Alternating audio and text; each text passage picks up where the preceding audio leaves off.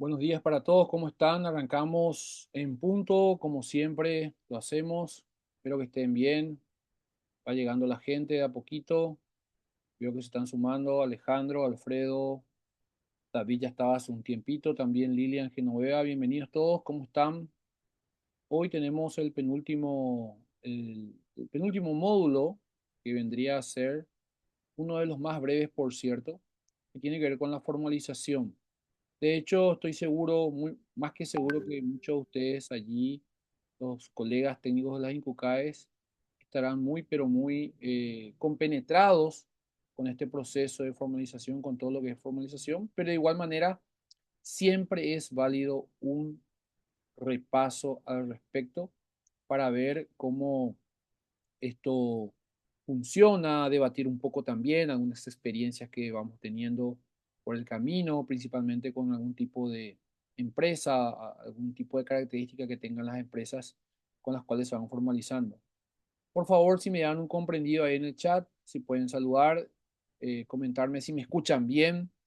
Eso es muy importante para mí, por favor, para saber si me pueden escuchar bien, si mi audio se escucha, de manera que pueda también yo poder ajustar acá algunos detalles técnicos si es que los hubiera, ¿sí? Hola Ángel, ¿cómo estás?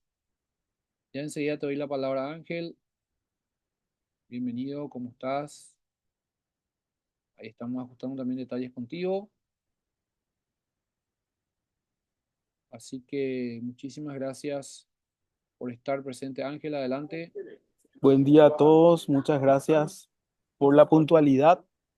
Veo que se están sumando de a poco.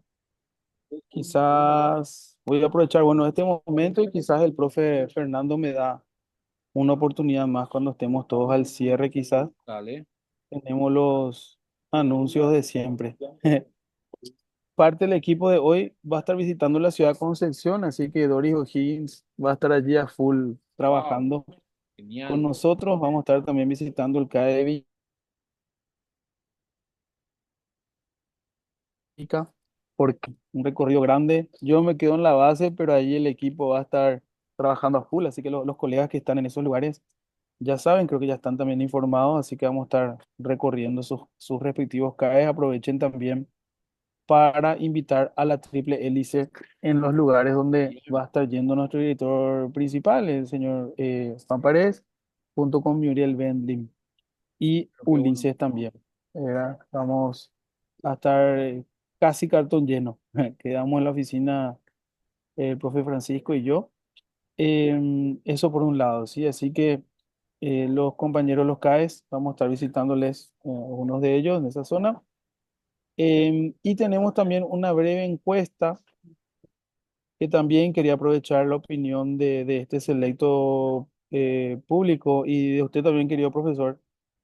Estamos mejorando, queremos mejorar el proyecto de Exporta Fácil. Exporta Fácil es una herramienta que tiene el MIC junto con Dinacopa, que estamos trabajando para mejorar a los pequeños exportadores pymes que quizás puedan eh, empezar, digamos, sus primeras aportaciones de una manera más ágil, más dinámica en cualquier lugar del mundo con la ayuda de Inacopa a un precio más reducido, ¿verdad? Así que ahí les comparto una breve encuesta, no la va a tomar más de 5 minutitos, 3 minutitos quizás, para ver cómo mejoramos. Parte justamente de este proceso de incubación de una idea que estamos aprendiendo con el profesor Fer, estamos también incubando esta idea dentro de internamente. Así que para que veas, profe, que estamos llevando a la práctica también todo lo aprendido aquí internamente, ¿verdad? Esos son los anuncios hasta ahora, gente. Sabemos que todavía no están todos, están 12 recién o quizás menos, ¿verdad? Pero por lo menos hacerles saber de que estamos acá, vamos a estar acompañando toda la jornada de hoy.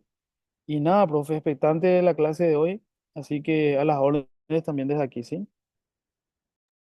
Muchísimas gracias, Ángel, por tu participación y tu saludo también. Es muy importante esto también tener la retroalimentación de la gente con la cual venimos trabajando. Porque bueno, de alguna u otra manera, los que hacen a la institución, los que están en territorio, son aquellos que realmente sienten, conocen, manejan y recogen también de alguna u otra manera, ya sea las dificultades o los beneficios que van dando cada una de las herramientas. Entonces, es muy importante que los colegas técnicos de las INCUCAE, los diferentes INCUCAE, puedan entregar este tipo de feedback. Por cierto, la INACOPA es la Dirección Nacional de Correos, ¿sí? De manera que también el correo paraguayo, ¿sí? Así se llama, de manera que puedan también conocer un poco de las siglas que nosotros manejamos, ¿sí? Justamente en el material tenemos algunas abreviaturas, siglas de las distintas organizaciones e instituciones que van apoyando todo lo que tiene que ver el emprendimiento. Dinacopa es una de ellas, hay un programa muy interesante, se llama Exporta Fácil, que seguramente muchos de ustedes conocen, otros no, pero en diferentes entregas, ya sea de la DINAEM o por este mismo canal, como se dice o normalmente acostumbramos a decir, vamos a entregar seguramente ya alguna información referente a este programa, pero es para emprendedores que tienen un grado de madurez, por supuesto, con sus emprendimientos un poco más elevados, ¿sí? Que ya están buscando no solamente tomar un mercado local o regional, sino también exportar a otros países. Bueno, diciendo esto, bienvenidos a todos los que están sumándose. Ahí le veo también a nuestro amigo Francisco Cabrera, que es parte también del equipo de INAEM. Estoy saludando a la gente. Veo que ya llegó Giselle Kroskin también, una colega del sur del país. Mariana, Pamela, ya saluda a Lilian también. Blanca Romero, bienvenida. Blanca. También Alfredo Vera, que siempre está presente. Alexis, Alejandro Galeano y Adriana García. Bueno, muy bien, bienvenidos todos a esto que estamos. Ahí pueden saludar en el chat también, por supuesto, ¿verdad? Esto que viene a ser este proceso de formación para los diferentes o las diferentes, en este caso, eh, instancias con las que cuenta el Ministerio de Industria y Comercio a partir de la DINAEM para poder colaborar con todo lo que se refiere a la atención, al soporte a los emprendedores, ¿sí? El emprendedor que siempre yo digo tiene una característica principal hasta el momento en el cual se consolida, que es ese temor a la incertidumbre, al no saber cómo llegar a encarar ciertos aspectos. Entonces, esto le cuesta mucho al emprendedor muchas veces, y va a esta redundancia, eh, en la mayoría de los casos, le cuesta al emprendedor entender, eh, internalizar, muchas veces incluso leyes o disposiciones, reglamentos que al emprendedor por la dinámica de su negocio le parecen eh, que están de contramano con lo que hace, pero bueno, esto es el mercado con el cual nosotros tenemos que lidiar y por supuesto para eso también debemos desarrollar estrategia. Entonces, gracias Alexis por estar presente. Un saludo a la gente ya que estará por ahí por Concepción. Estimo que muy pronto nos vamos a ver seguramente. Bueno, como siempre, acá mantengo o estoy recordándoles el enlace a los materiales. Esto no cambia, donde en cada jornada van a ir viendo justamente dónde se encuentran estos enlaces. Por supuesto, también la presentación para, no, para siempre contextualizar. Yo creo que a estas alturas no merece la pena tal vez leerlo o recordarlo porque, bueno, ya seguramente con las personas con las que están presentes venimos haciendo esto de una manera regular, una asistencia regular, igualmente también mi perfil un poco profesional, ¿sí? Bueno, ¿dónde estamos hoy? Habíamos dicho que en esta etapa nosotros tenemos eh, tres etapas que vamos a desarrollar durante este proceso de formación para el nuevo formato que sería una incubadora y un centro de atención a emprendedores. Estamos en la etapa cero, donde estamos conociendo desde justamente ese número, desde cero estamos desarrollando y conociendo lo que tiene que ver con un sistema o ecosistema emprendedor en este caso, cómo postular a estructuras de apoyo. Las INCUCAE son una estructura de apoyo, una herramienta de diagnóstico de emprendedores. Todo esto ustedes pueden ir repasando, digo bien. Ya en los archivos todo está grabado en videos, está subido a la plataforma de YouTube, ¿verdad? De manera oculta, pero con un acceso que ustedes pueden, al cual ustedes pueden acceder. Si alguno de ustedes no está accediendo a alguno de los módulos o está buscando acceder a los mismos, por favor les pido, nos escriben en el chat, nos escriben al correo a la gente de INAEM y solicitan este acceso de manera que se les pueda facilitar también para continuar con el curso, ¿sí? Recordándoles que cada jornada, cada módulo de este curso, de esta etapa, dura 2 horas, ¿sí? Bueno, después tenemos o vimos, desarrollamos conceptos básicos y herramientas para emprendimientos, de una primera parte el 1 de octubre, la segunda parte el 3 de octubre, finanzas para emprendedores, la primera parte que tiene que ver con finanzas personales el 7 de octubre, finanzas para emprendedores 2 que ya tiene que ver con finanzas ya más orientadas a emprendimiento, fue el 9 de octubre. Está pasando rápido el tiempo realmente, ¿verdad? Ya estamos en la penúltima jornada. Estuvimos el viernes hablando de liderazgo para emprendedores y hoy vamos a hablar un poco de lo que tiene que ver con los aspectos legales y la formalización básica para los emprendimientos, ¿sí? Esta información básica, como dije al principio, yo estimo, supongo, aunque suponer no está bien, de que muchos de ustedes están familiarizados con este proceso. No obstante, es demasiado importante compartir nuevamente para nivelar los conocimientos, pero principalmente, y esto puede ser válido también, para poder compartir experiencias. Me gustaría que desde el chat la gente que a medida que yo voy desarrollando el contenido pueda contar sus experiencias. También tenemos nosotros en la evaluación del módulo unas preguntas relacionadas justamente a la experiencia que han tenido con estas herramientas y en este caso para que podamos ver un poco aquellas que son un poco más nuevas, como el caso de las EAs, por ejemplo. Bien, entonces vayamos a lo que vinimos, ¿sí? Claro, el jueves que viene tenemos la última entrega de esta etapa que tiene que ver con un pitch básico, ¿sí? Bueno, entonces, ¿por dónde comenzar? Primero que nada, el emprendedor que seguramente está emprendiendo en nuestra localidad. Ay, menos ya puedo imaginar ahí platita, como se dice en guaraní, ¿verdad? Estará haciendo ya seguramente alguno que otro dinerito, pero es muy probable que en algún caso este emprendedor lo esté haciendo de una manera informal, ¿sí? No digo probable, seguro que si está trabajando y teniendo clientes, esté desarrollando ese negocio de una manera informal, ¿verdad? Nosotros, nuestro trabajo como técnicos de las diferentes regiones, localidades, las INCUCAES, es llevar a estos emprendedores hacia la formalización. Ese es el principal trabajo y la primera tarea que nosotros debemos desarrollar con el emprendedor que se acerca a una INCUCAE, ¿sí?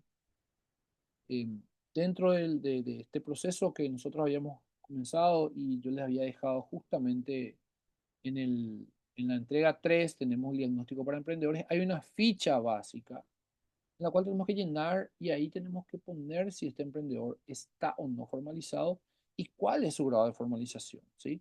Y acá tenemos 5 etapas o pasos con los cuales el emprendedor debe formalizarse, ¿sí? Los dos primeros ya le van a servir al emprendedor para poder facturar, para poder vender sus productos, servicios, para poder hacer un dinero de una manera legal, ¿sí? Posteriormente, los 3 últimos pasos que tienen que ver ya con aspectos ya un poco más complejos, por cierto, van a servirle para una formalización completa, para cerrar ese círculo que normalmente siempre decimos nosotros de la formalización en términos empresariales, ¿sí? Pero no vamos a apurarnos, vamos a ir por paso para ir verificando uno a uno de qué trata este sistema de formalización que estamos proponiendo o estos pasos, como yo siempre lo digo y lo menciono, ¿sí? Hoy estamos ya 24 eh, participantes, veo que están presentes, ¿verdad?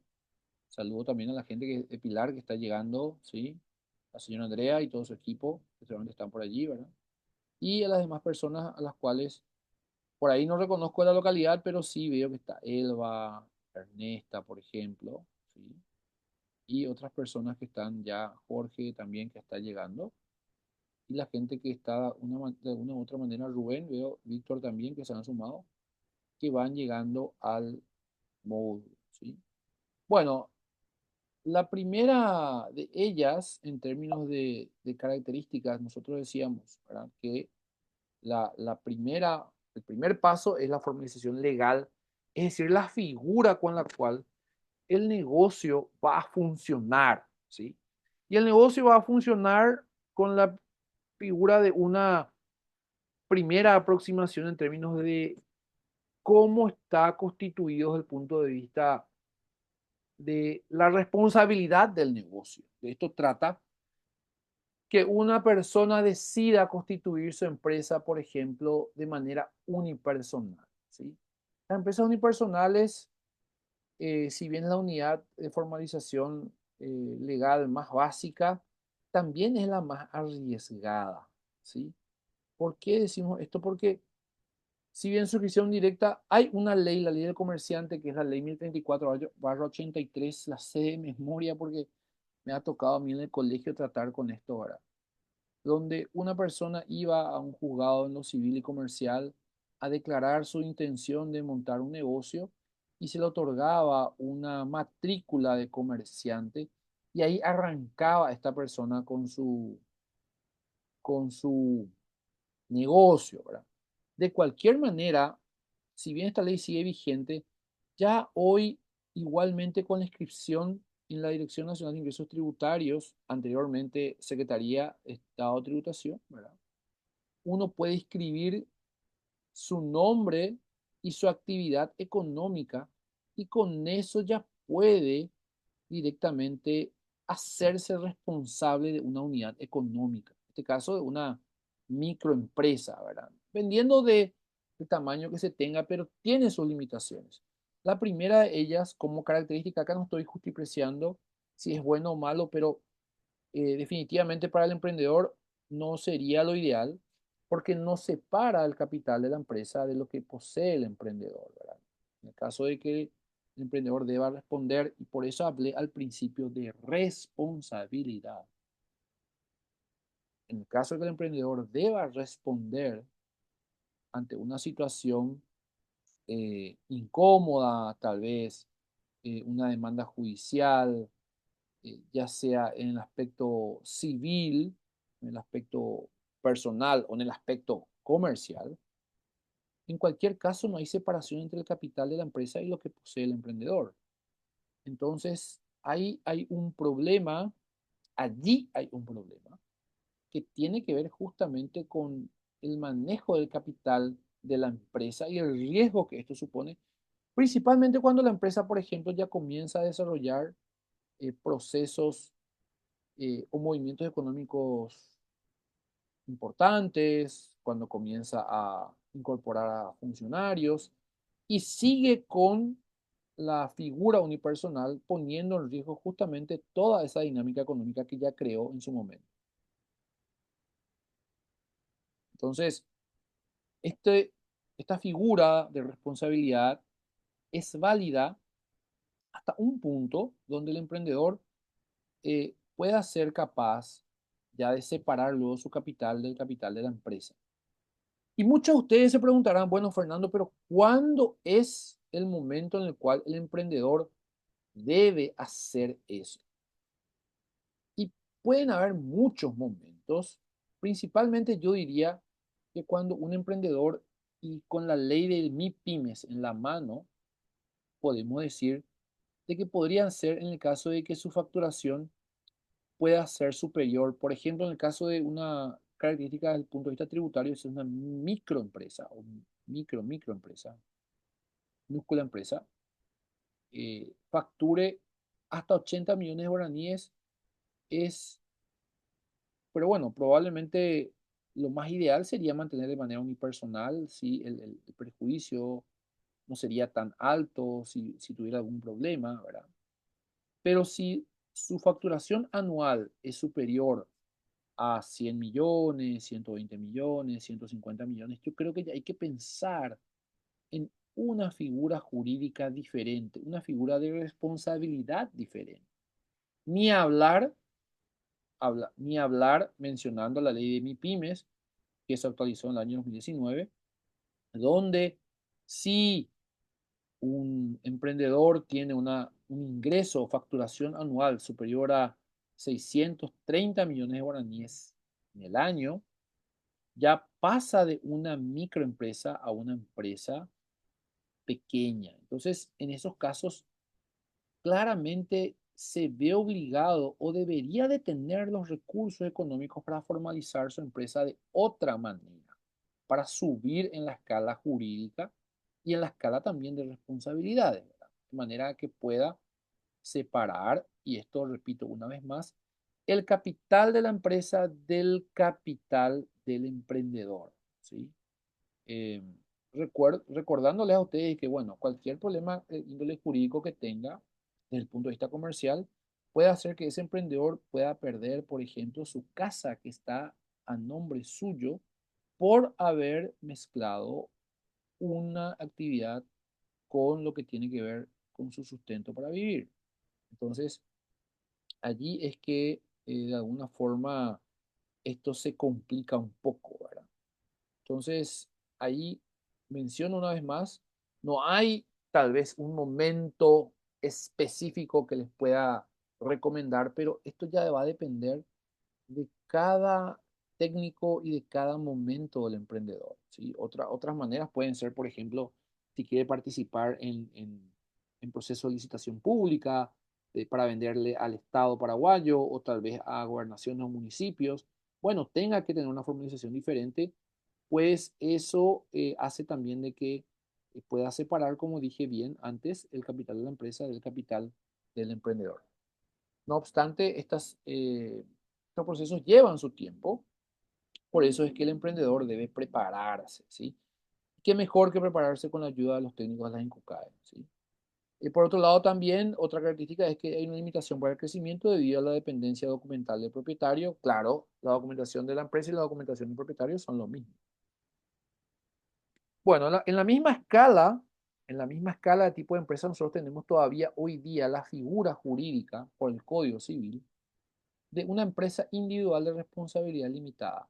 Aquí sí, ya por un acto público, en este caso, por medio de la formalización, y ahí dice justamente, se hace por medio de una escritura pública donde el emprendedor que quiere formalizarse va y declara ante un escribano que va a va a colocar un capital en un determinado emprendimiento de una X equivalencia en guaraníes y eso lo declara por medio de una escritura pública, donde el escribano que da fe de este acto, luego va a inscribir esta escritura en los registros públicos y ya ahí la empresa se formaliza plenamente desde el punto de vista jurídico, no fiscal, desde el punto de vista jurídico, y ya separa el capital, el emprendedor ya separa su capital propio, ¿verdad?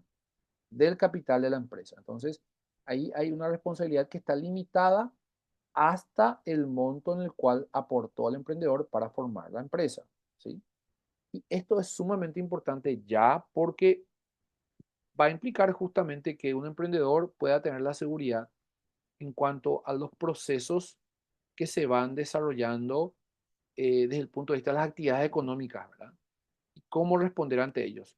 Claro que después también, dependiendo de cuán amplio es el capital o la solvencia de esta empresa, ya otras empresas con las que trabaja el emprendedor y su emprendimiento, van a determinar si le pueden dar, por ejemplo, una línea de crédito, etcétera, etcétera, ¿verdad? Pero eso ya es otro tipo de estrategias. En este caso, aquí solamente estamos visualizando y más que aprendiendo, transmitiendo las diferentes características de cada una de las figuras jurídicas y sus responsabilidades para emprender. Y tenemos en todo lo que tiene que ver con un emprendedor desde el punto de vista individual, la figura más novel, la más nueva y a la que me privilegió también, me tocó a mí también trabajar con esta figura Nos tocó impulsar desde un gremio, que ustedes saben cuál es, al cual yo pertenezco, pero además personalmente me tocó trabajar en la reglamentación de esta figura. Eh, Gracias nuevamente al Ministerio de Industria y Comercio por eso. En el año 2019-2020 estuve trabajando por la reglamentación de las empresas por acciones simplificadas EAS, ¿sí? Y acá, por ejemplo, tiene una característica muy interesante. Y para hacer un poco de historia, por ahí alguno no conoce o de repente tiene curiosidad por decir, bueno, ¿por qué se hicieron las EAS? En el año 2018, ya a mediados de 2018, se desarrolló un estudio de clima de negocios en Paraguay, de donde uno de los aspectos a evaluar o de evaluación fue justamente el que tenía que ver con el tiempo el cual pasaba para desarrollar o formalizar una empresa, para poder dar de alta una empresa en Paraguay. Y el tiempo promedio mínimo, yo recuerdo muy bien, en aquel entonces estaba entre 45 a 35 días para poder formalizar una empresa, para que todos los documentos estén en regla para que la empresa pueda comenzar a funcionar. Y eso era uno de los criterios que le daba una baja calificación al Paraguay en materia de clima de negocios justamente, ¿verdad? Que era el tiempo de formalización empresarial y que era realmente bastante alto. Entonces, replicando modelos de otros países como Chile o Argentina, que ya estaban un poco más adelantados en este proceso, México también, se tomó, y esto se hace normalmente con la jurisprudencia, yo no soy abogado, pero normalmente lo que se hace, se comparan las leyes, si no hay leyes, por ejemplo, en nuestro país, se importan, entre comillas, y se adaptan leyes de otros países donde las regulaciones son similares, los mercados económicos también, las realidades son similares, ¿verdad? O hay una tendencia, en este caso fue una tendencia hacia la dinámica económica y de los negocios. Y entonces allí es donde se propone el desarrollo o la implementación de una nueva figura jurídica para el Paraguay, principalmente para aquellos emprendedores que estaban buscando desarrollar negocios que tenían que ver con base digital, que tenían que ver con eh, todo lo que podía ser, por ejemplo, proyectarse hacia el exterior con productos o servicios más dinámicos, ¿sí? Y requerían principalmente un proceso abreviado para crear empresas. También se tuvo en cuenta en este punto en particular la opinión de extranjeros, empresarios extranjeros, emprendedores de extranjeros, que deseaban principalmente montar sus empresas acá en Paraguay porque bueno, desde un tiempo a esta parte, las economías regionales, algunas de ellas tenían dificultades, nuestros vecinos principalmente, ¿verdad? Entonces, ciertos capitales podían llegar a Paraguay, pero se encontraban con la barrera de la formalización y el tiempo de formalización de las empresas. Entonces, allí se impulsó una ley por medio justamente de la iniciativa del Ministerio de Industria y Comercio, por cierto, hay que reconocer esto, y la DINAEM propiamente dicha con su primer director, y con el impulso de gremios y organizaciones que estaban buscando justamente desarrollar nuevas figuras y más dinámicas en este caso en la economía local. Y entonces se dio por aprobado una ley que es la ley por acciones simplificadas, junto con otros proyectos que actualmente están ahí para salir y bueno, aún no han salido, pero particularmente las EAS fue de rápida aprobación porque fue en ese momento una bandera del gobierno para poder dinamizar la economía. Y posteriormente a la ley EAS también se estableció su reglamentación en la cual me tocó trabajar. Bueno, ¿qué característica tiene? La conformación es completamente digital. La conformación a EAS uno la puede hacer de manera digital, así como yo estoy en un lugar tranquilamente con conexión a internet hablando con ustedes, así mismo también se puede formalizar una empresa, ¿sí? Para ello, simplemente hay que tener lo que se llama una identidad digital. Vamos a repasar un poco aquí. de qué trata la identidad digital, ¿verdad? Está en un sitio web que se llama paraguay.gov.pi. Permite separar el capital propio del capital de la empresa. Esto inclusive se formaliza por medio de una escritura, pero la escritura ya es una escritura estándar, donde automáticamente al momento de aceptar dar el alta de la empresa, esta escritura va a los registros públicos y también con un procedimiento abreviado se aprueba dicha escritura, ¿sí? Y el tiempo mínimo de conformación, la promesa, en este caso cuando se formalizó o se creó la ley, se promulgó la ley, digo bien, fue de 72 horas. Hoy día yo sé que está en un promedio de entre 5 a 7 días, pero igualmente es muy rápido y acortó muchísimo el tiempo que, es decir, en este caso, cumplió con su objetivo, el cual era acortar el tiempo de formalización empresarial y de 35 días, que era el mínimo en promedio, se acortó a 5 o 7 días aproximadamente, ¿sí? Y el alta también, es decir, en este caso cumple con desarrollar las inscripciones o procesar las inscripciones en otras instituciones como el Ministerio del Trabajo e IPS, donde el alta se da de forma automática. Aquí simplemente por mostrarles voy a dejar de compartir mi pantalla y les voy a mostrar un poco cómo son los pasos justamente para obtener esto que tiene que ver con la ley de, con la ley de EAS o con las empresas por acciones simplificadas, ¿verdad? Ustedes acá ven mi pantalla donde estamos viendo justamente, voy a bajar un poco más para que se pueda ver, estamos viendo justamente el portal paraguay.gov.pi, donde a partir de la gestión de la identidad electrónica, ¿sí? Uno debe crear su identidad electrónica y a partir de allí uno ya puede crear su empresa por acciones simplificadas. Para ello hay un portal que es el portal del SUACE, donde yo puedo justamente aquí en este punto ingresar y poder ver de qué trata las EAS. Toda la información está aquí. Yo le doy un clic y puedo ir acá a ver esto, ¿verdad? Eh, cómo se acceden a las EAS. Aquí hay una serie de requisitos. Está toda la información disponible en este portal particularmente, pero siempre iniciando con el portal de identidad electrónica y a partir de allí se crea. Hay tutoriales del Ministerio de Industria y Comercio, hay tutoriales en YouTube, hay eh, colegas, contadores que ya han puesto también al servicio de las personas por medio de tutoriales la manera en la cual se tiene que crear esto. Es muy sencillo desde el punto de vista intuitivo para poder crear este tipo de empresas. Ahora, en este módulo, en este caso en particular, porque tenemos también otras figuras, no voy a entrar en detalles, sí, pero más adelante seguramente vamos a entrar en detalles de cómo formalizar este tipo de empresas.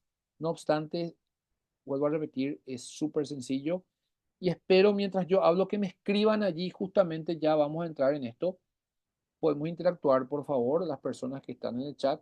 Si me pueden escribir cuál ha sido su experiencia con las EAS, si algunos de ustedes, colegas técnicos, ya conformaron una EAS y en cuánto tiempo les ha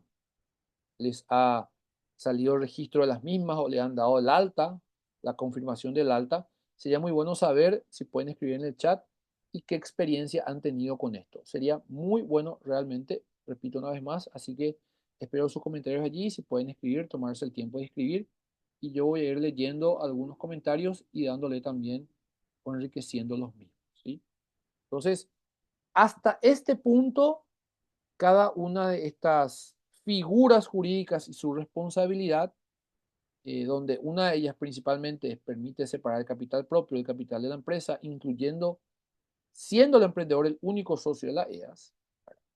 Hasta este punto, todo lo que tiene que ver con el emprendedor de manera individual. Aquí él todavía no tiene socio, aunque con las EAS puede tener socio totalmente, pero estoy hablando de la unidad básica y también obviamente se puede dar de alta una EAS con más socios que uno, ¿sí? Y ahí, claro, cada uno después ya va a dividir su capital, su aporte, etcétera. Eso es totalmente intuitivo, ¿sí? Susana Ortigosa todavía no tuve experiencia con las EAS, pero sí que en mi ciudad son muy pocos los contadores que llevan la contabilidad de EAS. Sí, claro, es una figura muy nueva, pero no obstante la figura siendo nueva, ya hay, creo que hoy día, más de 3.000 EAS que están inscritas. La cantidad e incluso los nombres de las EAS pueden verse en un sitio web que es parte del Ministerio de Industria y Comercio. Está disponible la lista de las EAS creadas hasta el día de hoy. Probablemente al terminar un poco este módulo vamos a ver de qué trata este tema y inclusive vamos a repasar algunas EAS allí, ¿verdad? Entonces, como decía al principio, esto también permite separar el capital propio del capital de la empresa, ¿sí?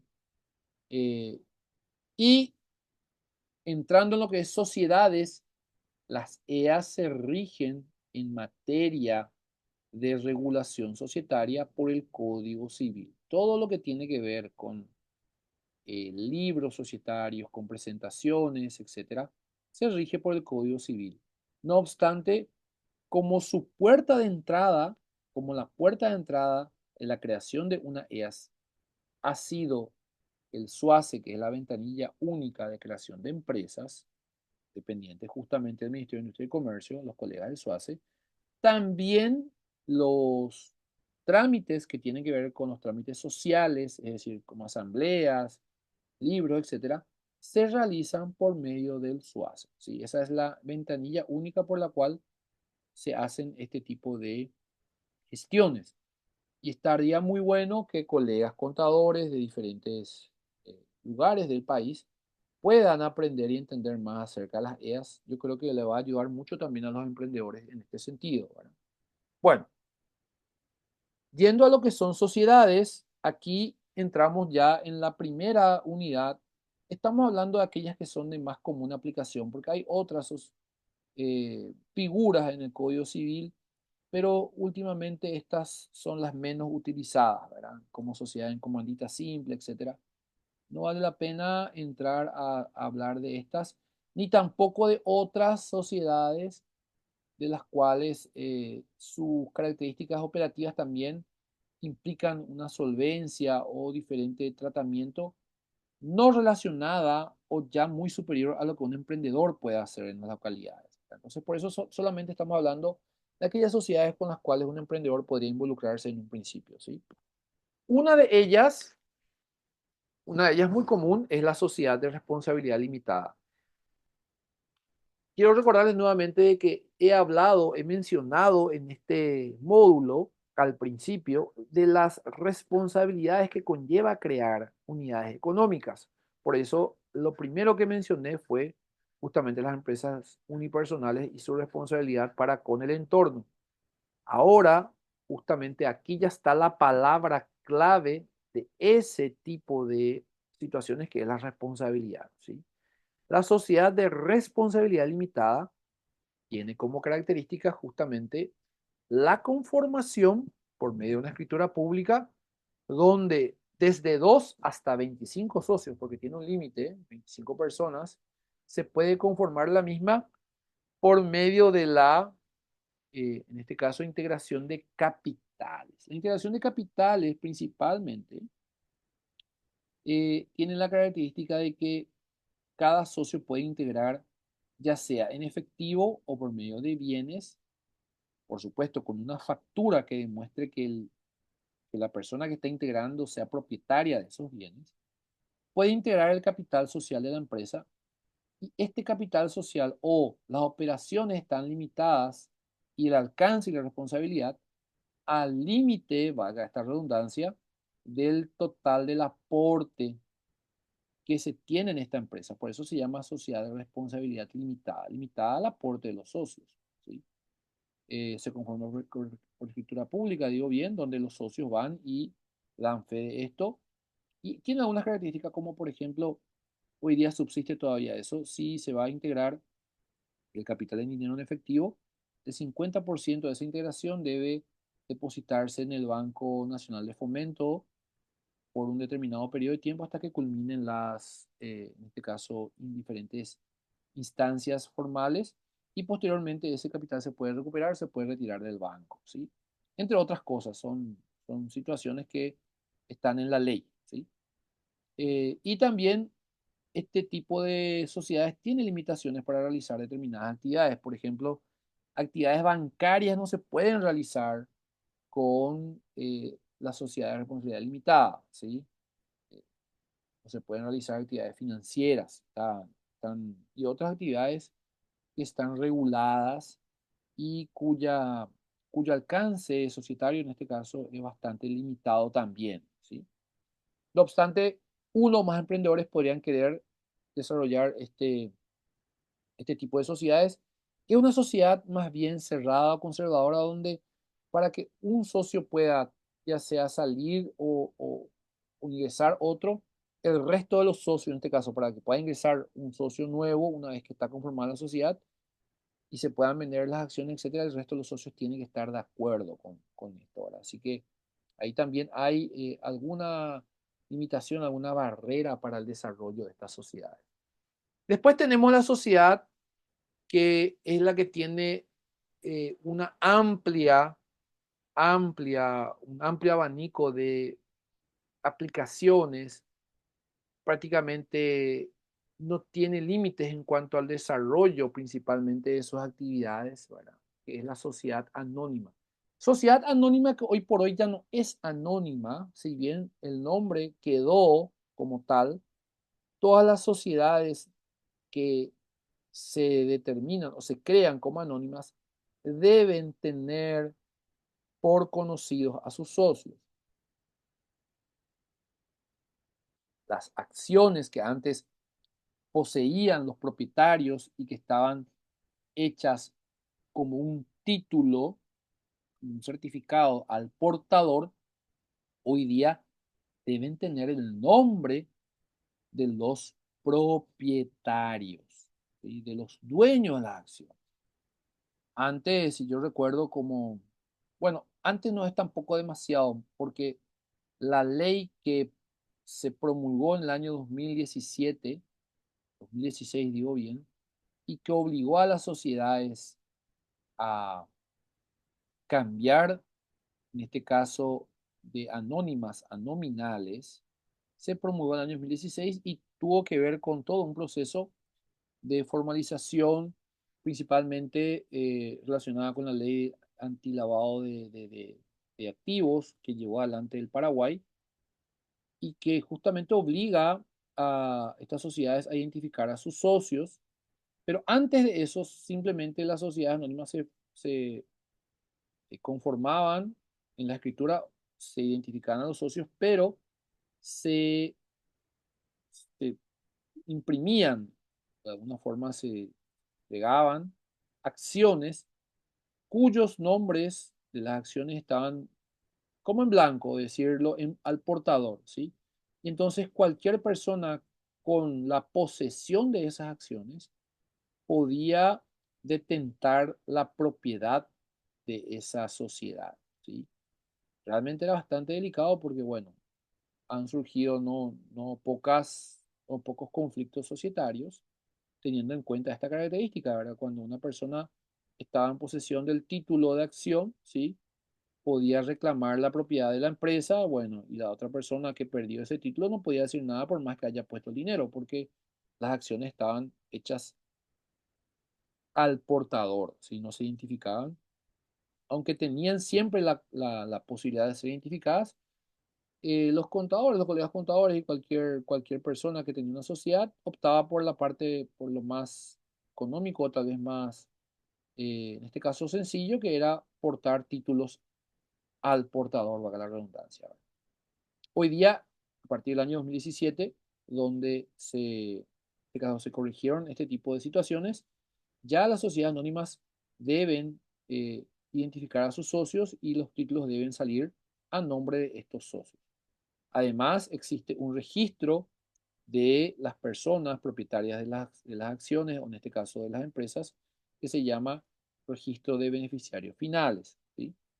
En este caso, las acciones se conforman por medio de escritura pública pueden realizar todo tipo de actividades, cantidad ilimitada de socios y el mantenimiento administrativo sí de estas sociedades es costoso. Costoso significa de que el hecho de formalizar una sociedad de este tipo ya implica algún costo administrativo donde ya sea un contador, un gestor contable, debe realizar cierto tipo de gestiones cada tanto, como por ejemplo tener a mano y al día libros societarios, realizar asambleas, ¿sí? Elaborar balances que han sido estudiados, tener la figura de un síndico, por ejemplo. Hay una serie de requisitos administrativos con los cuales cuenta una sociedad y que definitivamente son de una manera de hacerla bastante, por cierto, eh, delicadas en términos de orden. Entonces, es importante que las lleve adelante una persona con eh, una solvencia ética, ¿sí? Un contador o un gestor, una persona que entienda estas cosas, pero además que las pueda manejar con un orden que permita que estas sociedades siempre estén al día con sus obligaciones. ¿Sí? Sí que puede realizar todo tipo de actividades, incluyendo en este caso ser bancos, ser financieras, ¿sí? Y la cantidad ilimitada de socios, como dijimos antes, esto se pueden tener una cantidad de socios absolutamente ilimitada, pero por supuesto esto ya va a depender de las características de la sociedad. En este caso también se inscribe obviamente por registros públicos.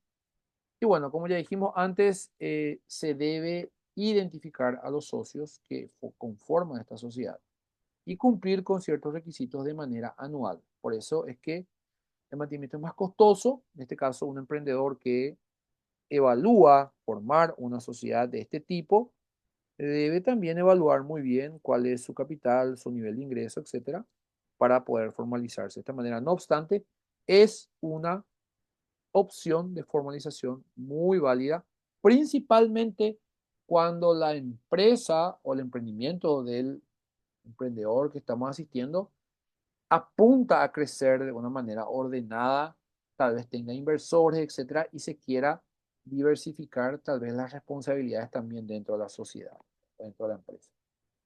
Importante desde este punto de vista saberlo, por supuesto, para poder entender también ese punto, asesorar a nuestros emprendedores en las INCUCAES. Bueno, pasamos del aspecto formal de creación y responsabilidad de una unidad económica, en este caso una empresa, al aspecto fiscal, ¿sí? Una vez que yo tenga conformado la empresa y todo lo que tiene que ver con la parte legal, me voy al fisco. Debo suponer que aún no he operado porque no puedo facturar, simplemente me he constituido o he constituido mi figura jurídica. Entonces acudo al fisco, en este caso, representado por la Nobel Dirección Nacional de Ingresos Tributarios. Esta es una dirección que se creó hace muy poco tiempo, ¿sí? Tiene un año y un poco más de existencia, que vino a reemplazar a la Secretaría de Estado de Tributación que anteriormente dependía del Ministerio de Hacienda. ¿Sí? Hoy día esta dirección tiene bajo su cargo todo lo que tiene que ver con lo que anteriormente era la Secretaría de Estado de Tributación, la SET, pero también con todo lo que tiene que ver los ingresos aduaneros. ¿Sí?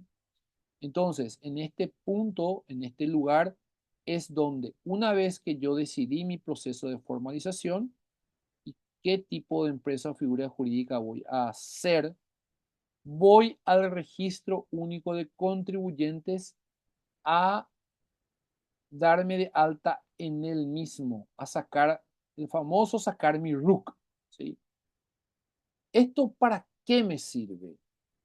Bien, como dije antes, uno se puede dar de alta o puede formalizarse de forma legal, pero no, eso no implica que ya pueda operar en el mercado hasta que no tenga el documento que le permita, valga esta redundancia, documentar o dejar por sentado las transacciones económicas que realiza su empresa, su emprendimiento. En este caso, Esas transacciones económicas se documentan por medio de facturas, ¿sí? Entonces, para poder tener mi factura, lo primero que tengo que hacer es ir a la Dirección Nacional de Ingresos Tributarios y darme de alta como contribuyente, ya sea como contribuyente unipersonal o contribuyente empresa, ¿sí?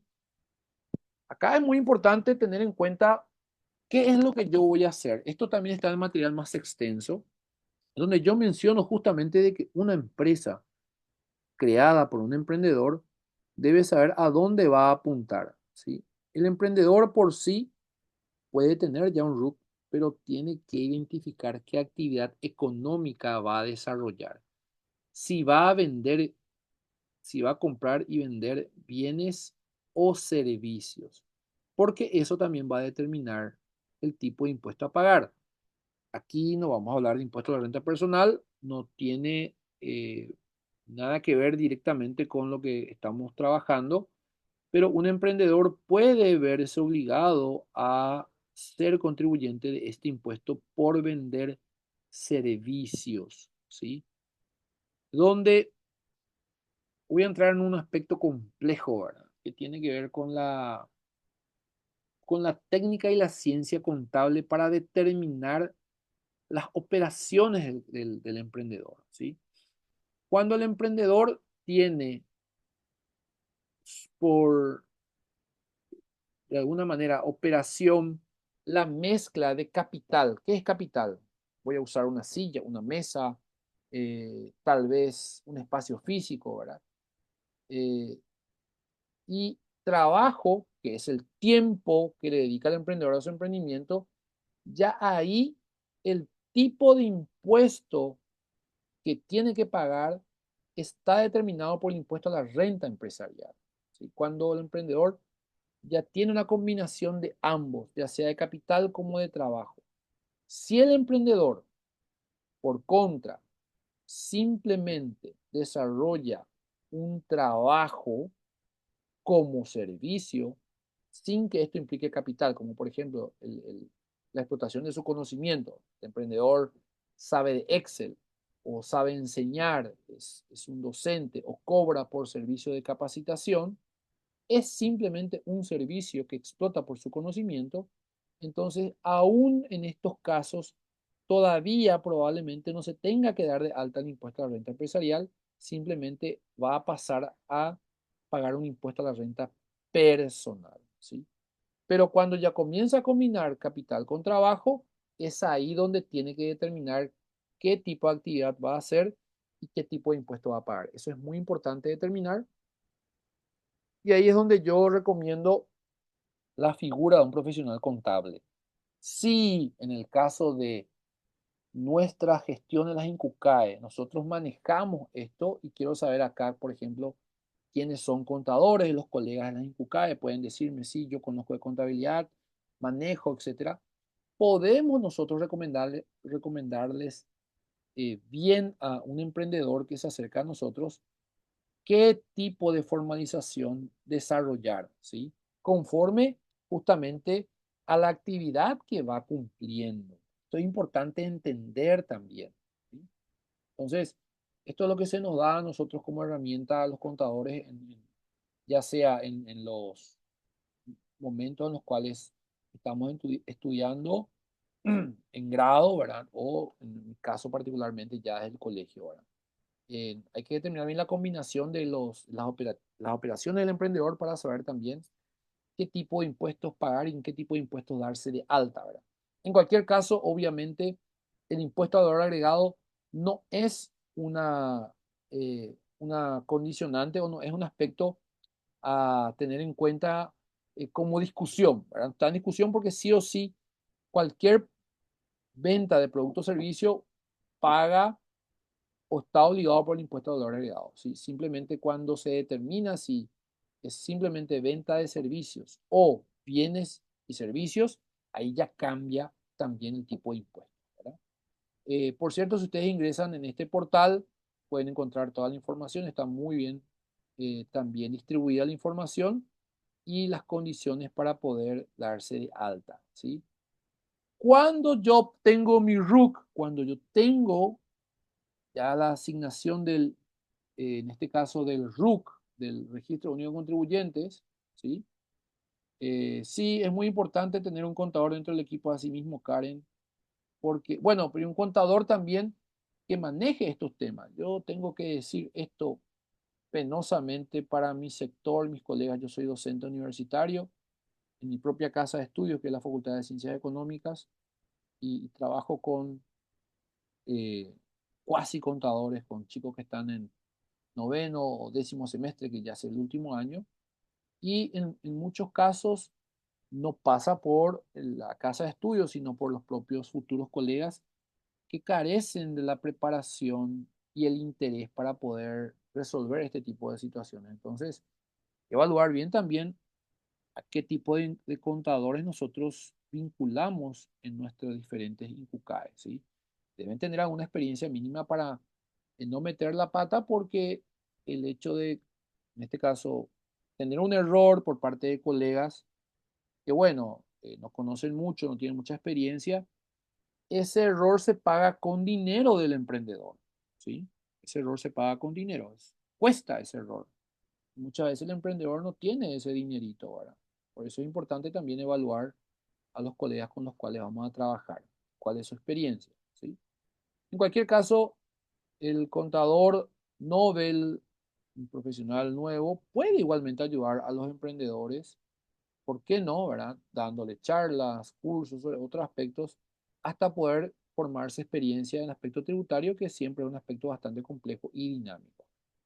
Bueno, entonces, volviendo al tema del timbrado y la factura, cuando yo obtuve mi RUC, entonces ahí yo puedo solicitar, se solicita extender un timbrado, que es un número, un código, para que en la imprenta puedan imprimir una factura preimpresa, un talonario, ¿sí? Hoy día, en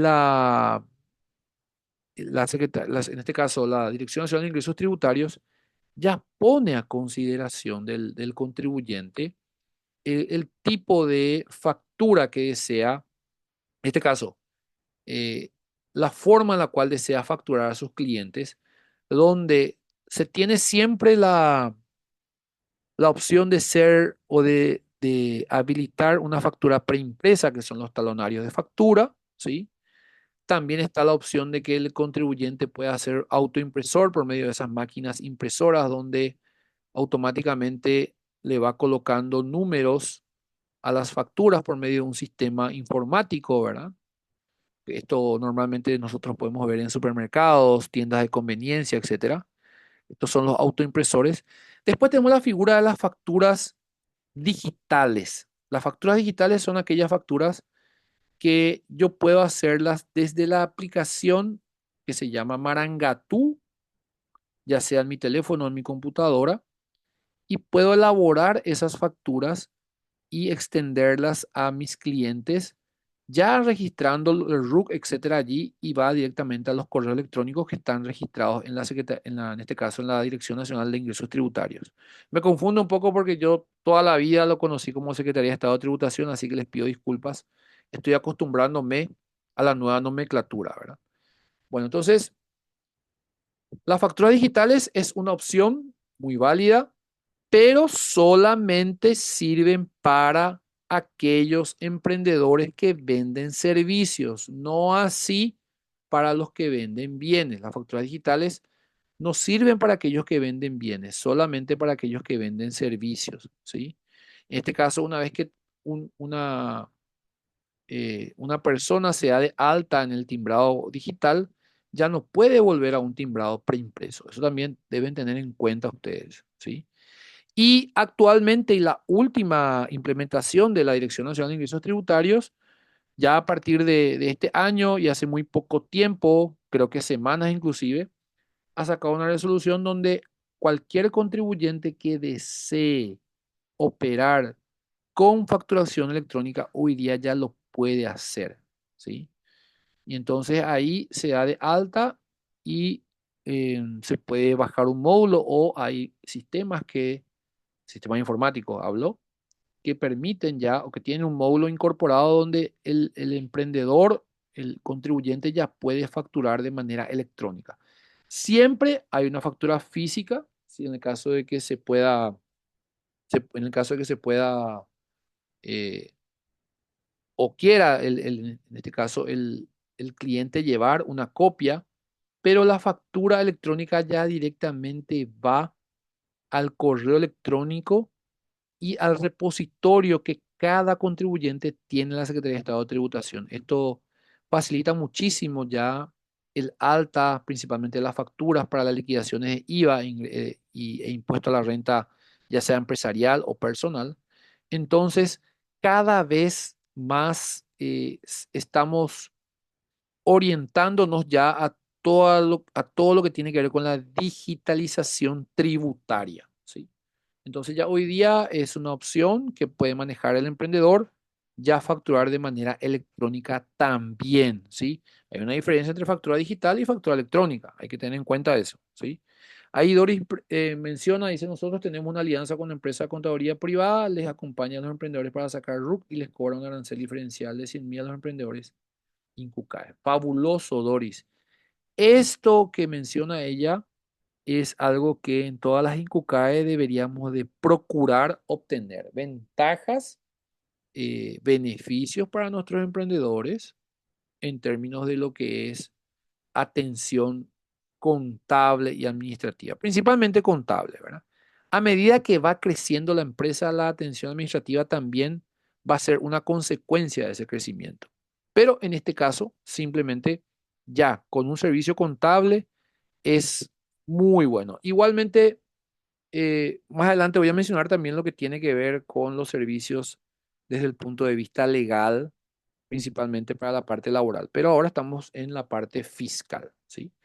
Entonces, allí es muy importante que tengan a mano el número de teléfono o la consulta de un profesional que entienda de estos procesos y que principalmente pueda orientar para que el emprendedor que está comenzando, está dando pasito a pasito en el mercado, pueda formalizarse de la forma más eficaz y barata posible, ¿sí? Esto es demasiado importante, que esté exento de errores o que los errores sean mínimos para que el emprendedor no tenga que pagar demasiado por un servicio, en este caso, contable, o que no le cueste más hacer esto.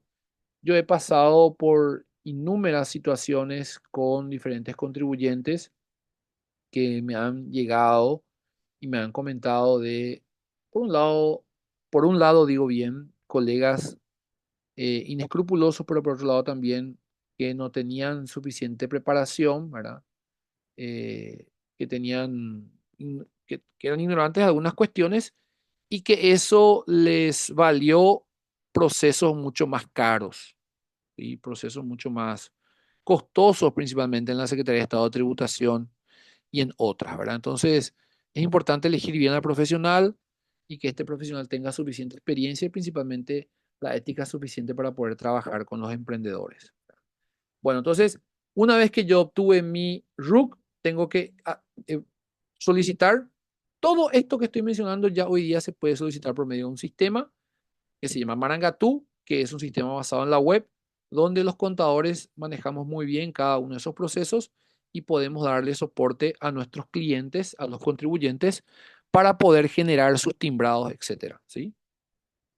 Bien. Bueno, pasamos al aspecto fiscal, al aspecto laboral. Recuerden que este módulo en particular solamente habla de los aspectos básicos, no estamos profundizando. Tampoco es una clase donde queremos dar orientaciones muy detalladas sobre qué pasos hacer tributariamente o fiscalmente, porque es bastante complejo, por cierto, pero esto vamos a ir viendo en los próximos módulos, en las próximas entregas, ¿sí? Entonces ahora pasamos a la parte fiscal y ya tenemos ahí en el aspecto legal, ya estamos constituidos, formalizados como empresa. En el aspecto fiscal, ya tenemos el alta, tenemos el RUC, tenemos la factura, ya podemos comenzar a trabajar y operar en el mercado. Teniendo en cuenta que probablemente nuestro emprendimiento sea pequeño, somos una microempresa y estamos solos, ¿sí? Como emprendedores, el famoso hombre orquesta que tira al centro, se va y cabecea, o se va, tiene que comprar el producto, el servicio, elaborar, empaquetar, entregar y cobrar, eso es todo para este tipo de personas, ¿sí? Ahora, A medida que pasa el tiempo, crece nuestra empresa y necesitamos colaboradores, también se va complejizando el proceso, ¿sí? Y ahí ingresa lo que tiene que ver el aspecto laboral. Cuando yo quiero incorporar a una persona que me va a ayudar, a un colaborador, a un empleado, entonces debo formalizar mi vínculo con esa persona, ¿sí? Y allí entra a verificarse la formalización con el Ministerio del Trabajo, Empleo y Seguridad Social. Así se llama, eh, en este caso, una parte del Ejecutivo, así como tenemos hoy este tipo de cursos por la Dirección Nacional de Emprendimiento o Emprendedorismo digo bien, dependiente del Ministerio de Industria y Comercio, también el Ministerio del Trabajo, Empleo y Seguridad tiene algún tipo de incidencia o tiene muchísima incidencia sobre los emprendimientos, en este caso, desde el punto de vista laboral, ¿sí? La ley laboral vigente en Paraguay determina varias modalidades de contrato de trabajo. Las más comunes para emprendedores son, porque, vuelvo a repetir, no vamos a entrar en detalle de otro tipo de contratos laborales ni nada por el estilo, porque, bueno, no vienen al caso o son muy específicas para ciertos rubros, donde también la solvencia determina las operaciones. En este caso muy particular, ya también se recomienda que las INCUCAE tengan un vínculo con abogados, con profesionales del derecho, que también pueden ser juniors, ¿sí? En este caso, que puedan orientar a las empresas, en este caso las nuevas empresas, microempresas, cómo gestionar las diferentes modalidades de contratos laborales. La primera de ellas, la más básica, la más común, la que por defecto en este caso se acuerda, es la modalidad por tiempo indefinido. Cuando, cuando incorporamos a una persona, cuando nuestro emprendedor asistido incorpora a alguien en su emprendimiento y no existe una, en este caso, una evidencia escrita, un documento escrito de un contrato laboral, la ley supone que la persona que ingresó a trabajar se encuentra trabajando por medio de un acuerdo indefinido de tiempo en lo laboral, ¿sí? Ojo con esto porque es muy riesgoso.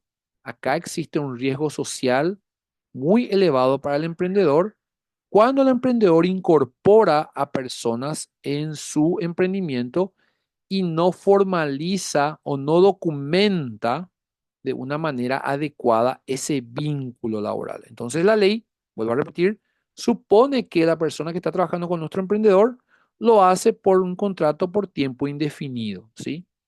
Ahora bien, también formalizando se puede obviamente dejar por asentado que el tiempo es indefinido, pero vuelvo a repetir que por defecto la ley y el Código Laboral y el Ministerio del Trabajo, Empleo y Seguridad toma a un personal al cual está trabajando allí con un contrato por tiempo indefinido. Entonces eso le puede llegar a implicar un riesgo para nuestro emprendedor en materia de lo que tiene que ver con la seguridad social y principalmente, ¿verdad?, con su capital y sus bienes. ¿Recuerdan ustedes que una empresa unipersonal mezclaba el capital propio con el capital de la empresa? Bueno, aquí en este punto hay un riesgo de que el emprendedor pueda incluso responder con su propio capital cuando no está bien establecido el vínculo laboral en el caso de que exista, por ejemplo, un despido injustificado o un conflicto laboral con esta persona que ingresó y no tiene una documentación clara en ese sentido. Por eso, repito una vez más, hay que buscar en este punto particular y hay que entregar a los emprendedores de nuestra localidad información sobre las vinculaciones laborales. Después tenemos la modalidad por tiempo determinado, donde el emprendedor puede, por supuesto, determinar el tipo de vinculación por tiempo, en este caso, que podría hacerse con una persona que viene llegando y que quiere trabajar con nosotros se documenta por medio de un contrato laboral que ya está preestablecido, formateado, que se puede bajar del sitio web del Ministerio del Trabajo, donde nosotros podemos establecer el tiempo, podemos determinar el tiempo en el cual va a trabajar. El tiempo puede ser de 6 meses, un año, etcétera, atendiendo a la ley laboral. Acá es importante que tengan en cuenta algo, y esto es fundamental para el manejo de sus emprendedores, principalmente los técnicos de las INCUCAE, ¿sí?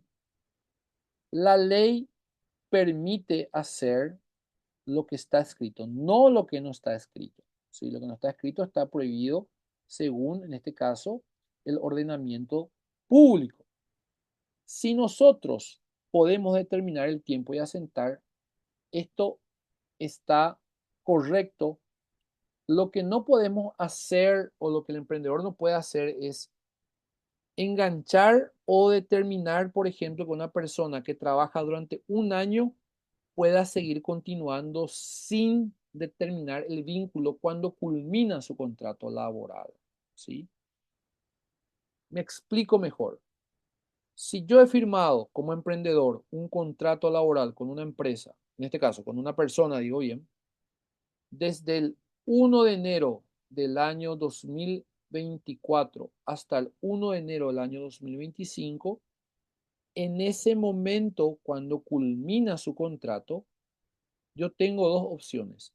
Renovarle de manera automática por medio de la existencia de otro contrato o bien darle las gracias y abonar todo lo que tiene que ver en concepto de remuneración para ese personal y hacer que esa persona se retire de la empresa. Si yo como emprendedor dejo pasar el tiempo, la persona sigue trabajando conmigo a pesar de que su contrato ya feneció, por decirlo, feneció el 1 de enero y sigue trabajando conmigo al 15 de enero, al 20 de enero, al 31 de enero, ya en ese momento comienza a correr otra modalidad de contrato que es la que hablamos antes, que es por tiempo indefinido.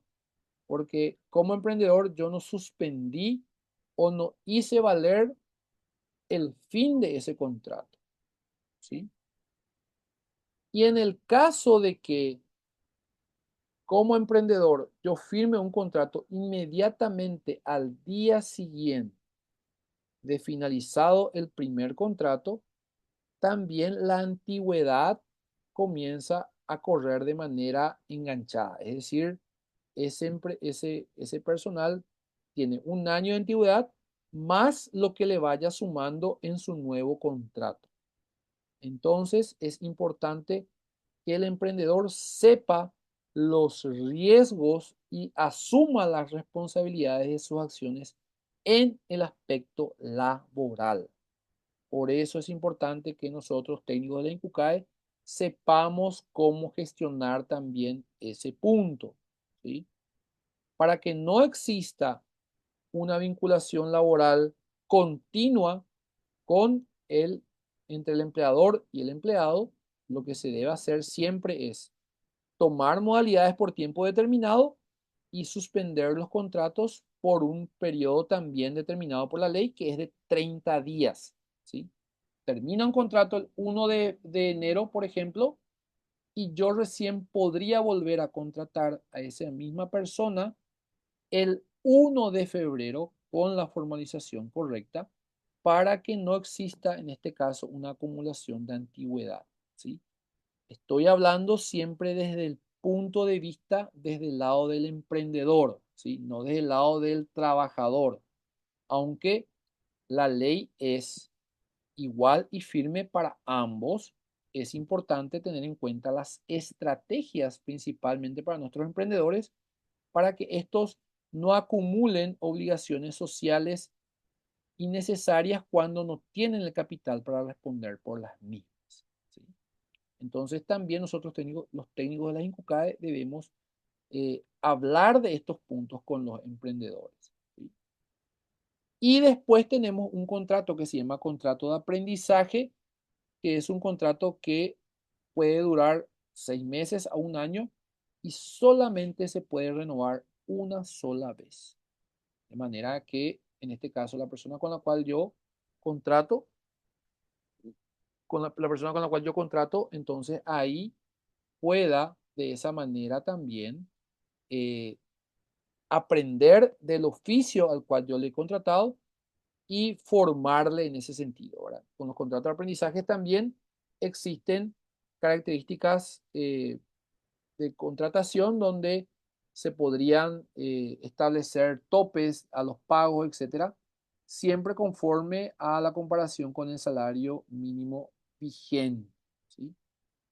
Adicionalmente, según la ley 4457/12 de MIPYMES, una microempresa puede contratar a personas pagando un monto mínimo equivalente al 80% del salario mínimo vigente.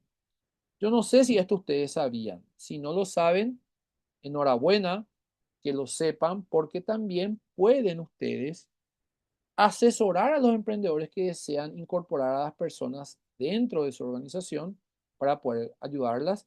Y el emprendedor podría contratar y acordar con ellas un pago menor al salario mínimo, menor hasta el 80% del salario mínimo. ¿Me pueden por favor escribir ahí los que sabían de esta situación y los que no también, por supuesto? Sería muy bueno que yo sepa de esto para saber cómo profundizar, ¿verdad? ¿Cuándo, ¿Cuándo es que yo puedo contratar bajo esta modalidad? Cuando para ello primero debo homologar el contrato de trabajo en el Ministerio del Trabajo, ¿verdad? Presentando la cédula MIPYMES que le otorga a la MIPYMES la categoría de microempresa. Solo y solo en el caso de la microempresa se puede, se puede contratar bajo esta modalidad. Enhorabuena entonces para la gente que no sabía, porque de eso trata justamente el hecho de este tipo de capacitaciones. Que ustedes sepan y estén informados, porque nuestro trabajo es ayudar al emprendedor. Ya en otras instancias, obviamente también el trabajador tiene que conocer sus derechos, sus responsabilidades y sus obligaciones, pero estamos hablando desde el enfoque y desde la visión del emprendedor, ¿sí? Entonces, acá es importantísimo tener en cuenta estas vinculaciones y estas modalidades de contratación laboral, ¿sí? Entonces, la cédula MIPYMES te otorga la ventaja de tener, en este caso, una homologación con un equivalente hasta el 80% del salario mínimo para las personas cuando las voy a incorporar, en este caso, a mi negocio, ¿sí? Y la facturación tiene que ser menor o igual a 631 millones de guaraníes, es decir, una microempresa. Facturación anual, hablo bien, ¿sí? Entonces, solamente cuando yo soy una microempresa y tengo una cédula MIPYME, debo ir al Ministerio del Trabajo con mi contrato laboral y homologar allí ese contrato. Entonces, inclusive, allí también yo puedo hacer todo el proceso de descuento del IPS y pago del IPS con esa figura y con ese monto, ¿sí? Es demasiado importante que ustedes sepan ese aspecto, ¿sí?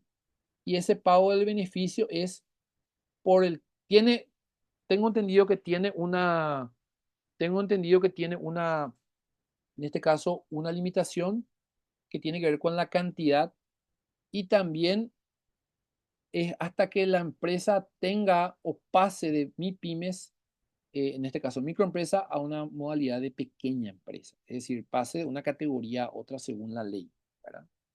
Entonces, también tenemos nosotros, en este caso, como la contrato de aprendizaje o primer empleo, en este caso desde un año para la categoría MIPYMES.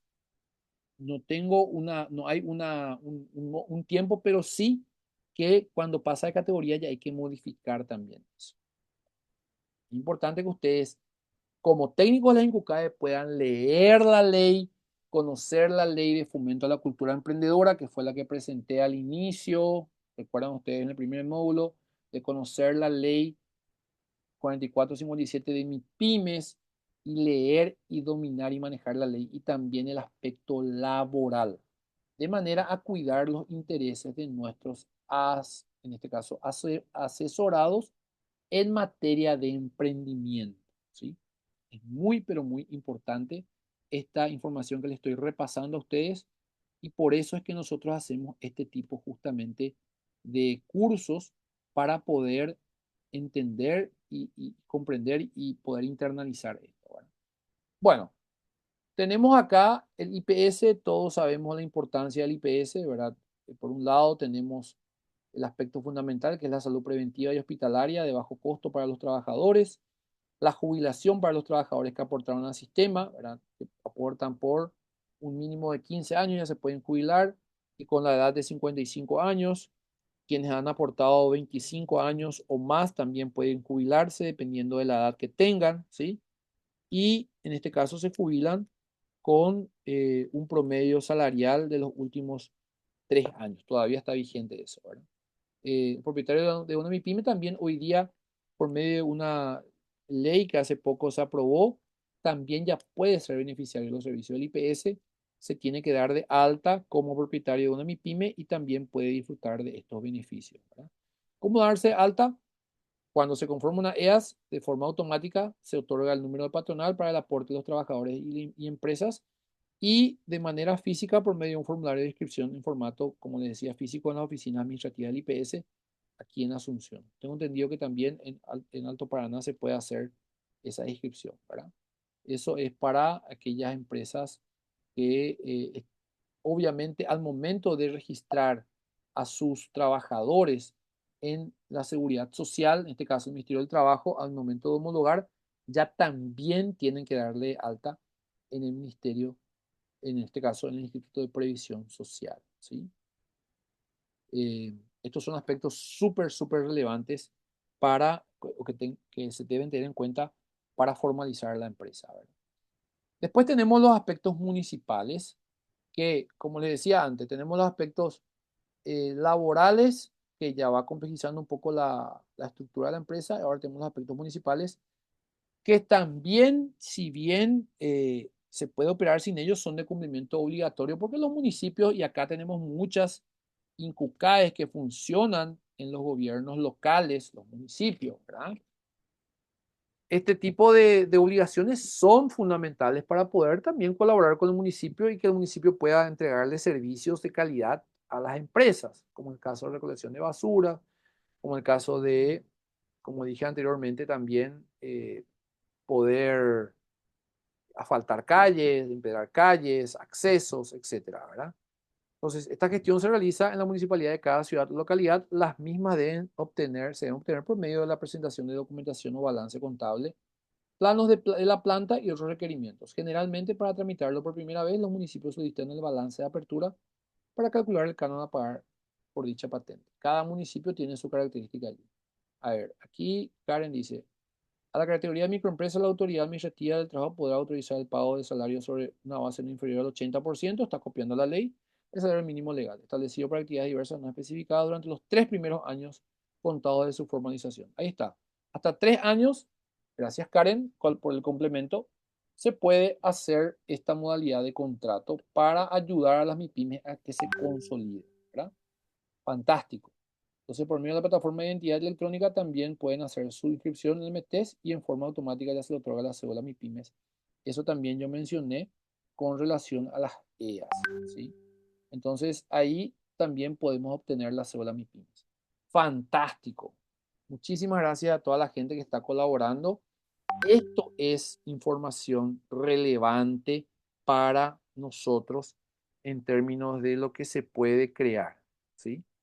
Entonces, con eso nosotros tenemos ya insumos para poder trabajar con nuestros emprendedores. Con esta información que nosotros le podemos brindar a los emprendedores, ya tenemos muchísima, muchísima ventaja, le estamos entregando valor al emprendedor. Cuando le estamos, como se dice, sacando la venda de los ojos, cuando le estamos abriendo los ojos a nuestros emprendedores y le estamos ahorrando dinero. Ese es el valor de un técnico, de cualquier profesional. Cuando cualquier profesional te entrega una información relevante que sea de valor, le estás ahorrando dinero, le estás ahorrando recursos y ahí se convierte en valor el servicio que estás brindando. Así que es súper, súper importante que ustedes puedan entregar este valor también a los emprendedores. Gracias, Karen, por aportar. Gracias también, Sandra, por aportar. Y así es como vamos construyendo. Justamente este módulo tenía esa característica. Les agradezco muchísimo el hecho de que puedan ir aportando acá con relación a esto, ¿verdad? Bien, continuando un poco, licencia comercial, esta es una figura que está habilitada en la Municipalidad de Asunción exclusivamente, ¿verdad? Y sus requisitos son más exigentes que una patente municipal. Esta licencia comercial es un requisito, una figura que surgió después de los eventos por todos conocidos del Cuabolaños, ¿verdad? Donde se exige también mucho a los comercios en términos de seguridad principalmente. Yo les dejo acá un enlace donde están los formularios que deben ser llenados y también la documentación necesaria, principalmente, repito esto, para el municipio de Asunción, ¿sí? En cualquier caso, si yo tengo un local físico, ¿qué es lo que la ley a mí me obliga a hacer? Es, primero que nada, tener la formalización desde el punto de vista legal y fiscal y municipal, obviamente.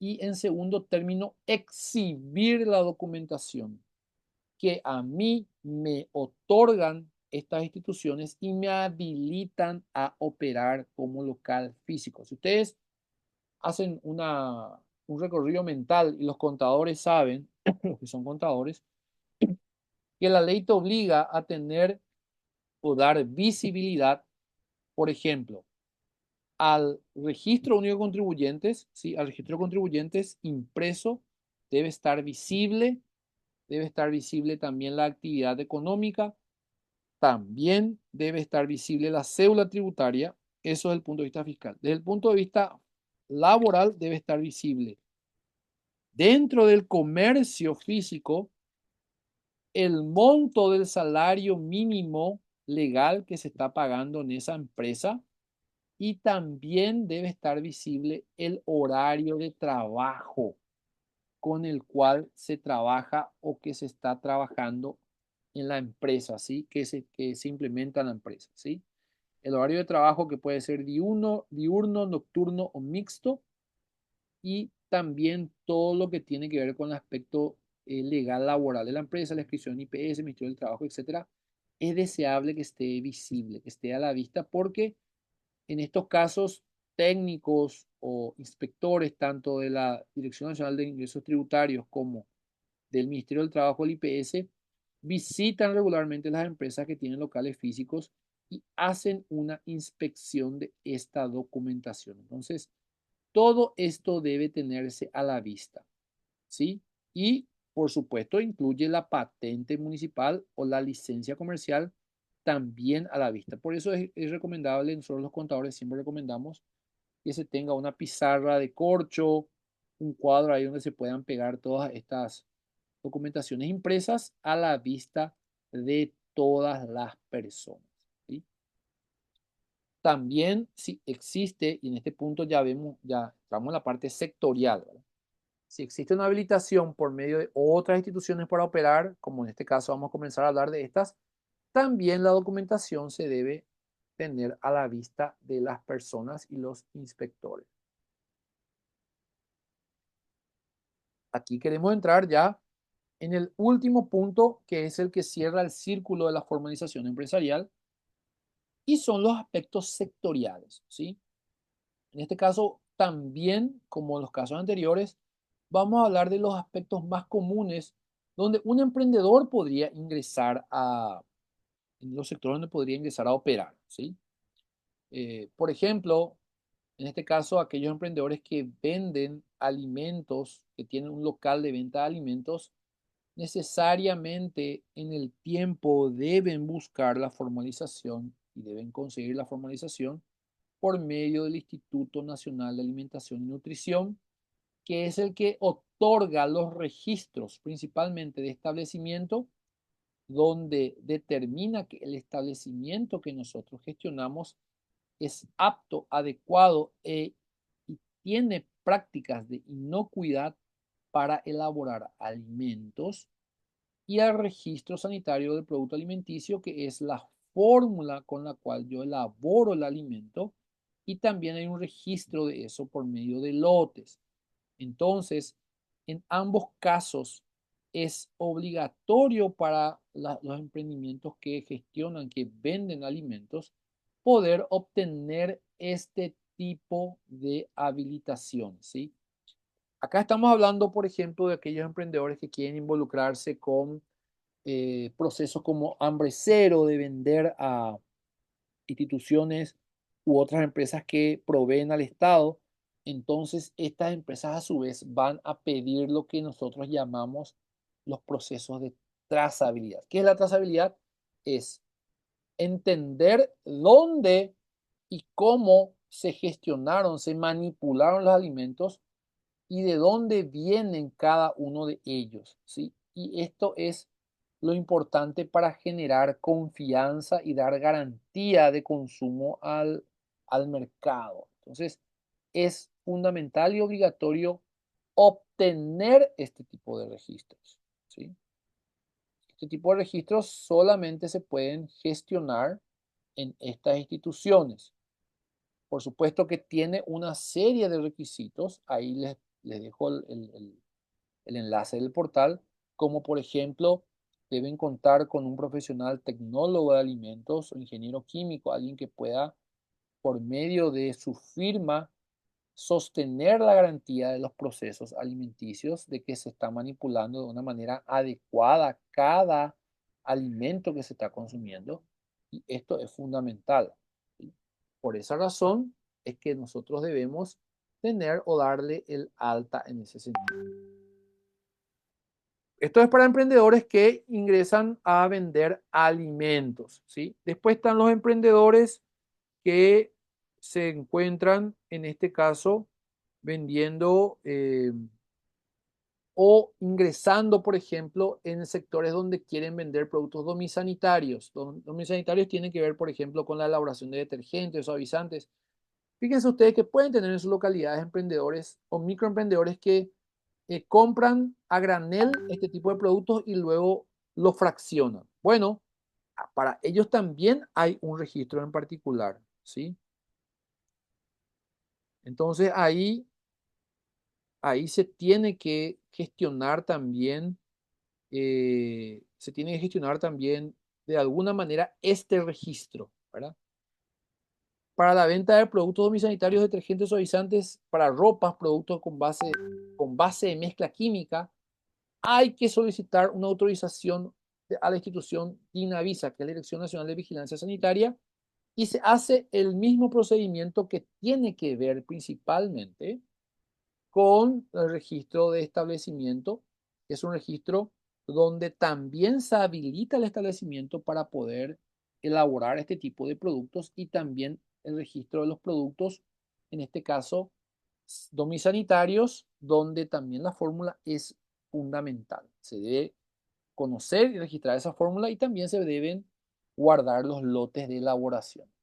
Entonces aquí hay una implicancia de costos, hay una implicancia de gestión para emprendedores que ingresan en este tipo de sectores económicos y que deben gestionar esto para poder poner en la etiqueta con el nombre, deben poner también la, la habilitación de la Dirección Nacional de Vigilancia Sanitaria, ¿sí?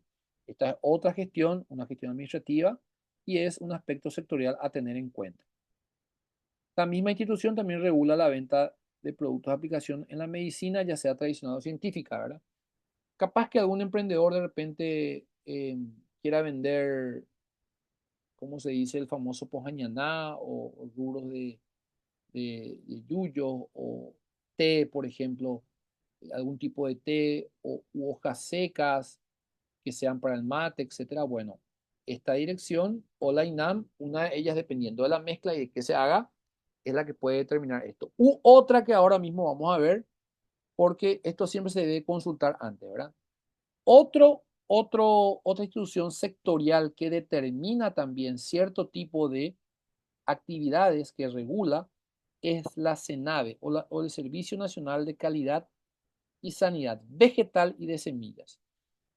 Por supuesto, en ciertas localidades, como el caso de Concepción u otras, también nosotros podemos atender a emprendedores que a su vez emprenden negocios que puedan atender a el agro o el sistema agropecuario. Sector agropecuario, digo bien, sector agropecuario.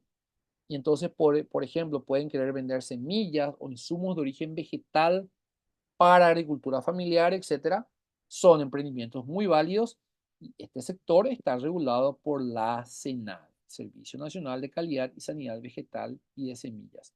También allí nosotros debemos realizar algún tipo de gestión para poder habilitar, en este caso, la empresa o los productos a vender, porque recordemos que las semillas también tienen un proceso de regulación, ¿sí? Que tiene que ver con la calidad de las mismas. Entonces, es importante tener en cuenta, hay tres instituciones que nos regulan desde el punto de vista sectorial. La INAM, en este caso DINAVISA, ¿sí? O SENADE. Son las tres instituciones con las cuales nosotros deberíamos de trabajar, deberíamos de darnos de alta, deberíamos informar de nuestras operaciones para que las mismas puedan ser registradas y podamos trabajar de una manera mucho más tranquila, que no podamos ser objeto de algún tipo de cuestionamiento en el caso de que alguien pueda venir y decir, no tenés registros, estás trabajando con algún tipo de insumo, o esto que estás trayendo nos puede dañar la salud, etcétera. Entonces, los aspectos sectoriales cierran el círculo de la formalización empresarial, ¿sí? Entonces, repasando nada más, nosotros tenemos los aspectos legales que tienen que ver con la formalización desde el punto de vista de la figura jurídica y la responsabilidad de la empresa que voy a llevar adelante. Tenemos los aspectos fiscales que tienen que ver con los tipos de impuestos que voy a pagar conforme a mi figura o categoría, ¿sí? Y por supuesto con la habilitación para poder facturar. Tenemos los aspectos laborales, en este caso, que tienen que ver con las personas que van a trabajar conmigo y cada una de las características y las modalidades de vinculación laboral. Tenemos los aspectos de tipo, en este caso, que tienen que ver con la parte municipal, ¿sí? Me perdí un poco con relación a esto, la parte municipal, que también regula en este caso nuestra actividad, pero desde el punto de vista del entorno en sí, donde el entorno es el que determina, por ejemplo, como gobierno local, si yo puedo tener una licencia, una patente según la actividad que hago y cuánto voy a pagar, cuánto voy a aportar al municipio por eso, ¿verdad? Y por último tenemos los aspectos sectoriales.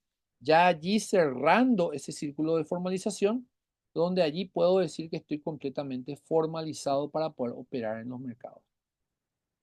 Claramente a medida que va el emprendedor va subiendo de categoría, eh, subiendo en cuanto a sus niveles de facturación, también va a crecer en materia de obligaciones.